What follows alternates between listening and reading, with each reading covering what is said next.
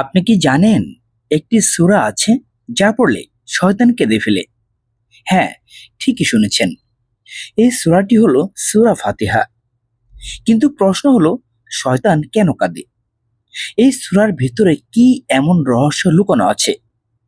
আজকের ভিডিওতে আমরা জানবো সূরা ফাতিহার এমন কিছু গোপন শক্তি যা আপনার জীবনকে বদলে দিতে পারে। সূরা ফাতিহা কুরআনের প্রথম সূরা। উম্মুল কুরআন বলা হয়, অর্থাৎ পুরো কুরআনের সারাংশ।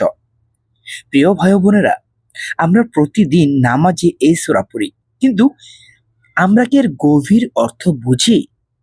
এই সূরার প্রতিটি আয়াত আল্লাহর সাথে একটি সরাসরি কথোপকথন। একটি বর্ণনায় এসেছে, যখন বান্দা আন্তরিকভাবে সূরা ফাতিহা পড়ে, তখন আল্লাহ তাআলা বলেন, আমার বান্দা আমার প্রশংসা করছে।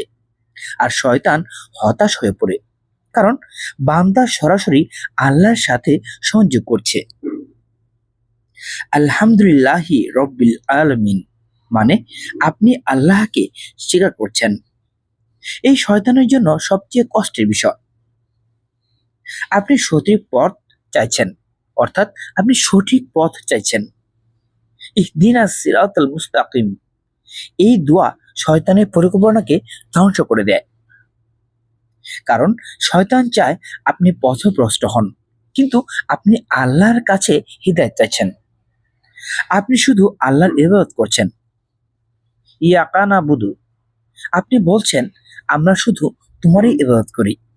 এতে শয়তান সম্পূর্ণ পরাজিত। সূরা ফাতিহার গোপন রহস্য। চলুন জেনে নেই এই সূরার কিছু গোপন রহস্য।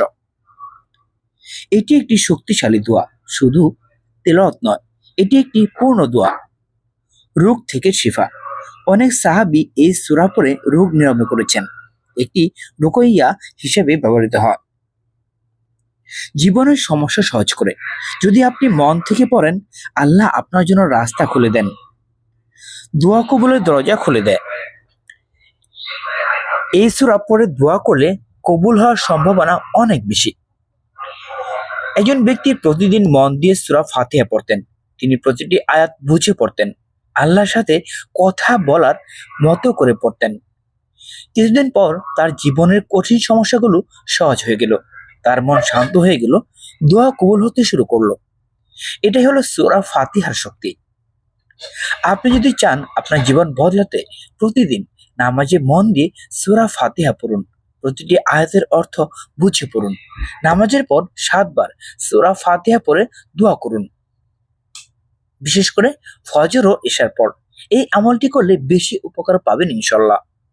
প্রিয় দর্শক, একটি ছোট সূরা, কিন্তু এর শক্তি অসীম। এটি শয়তানকে কাঁদায়, আপনার জীবন বদলায়, আপনাকে আল্লাহর কাছে নিয়ে যায়। আজ থেকে শুরু করুন মন দিয়ে সূরা ফাতিহা পড়া।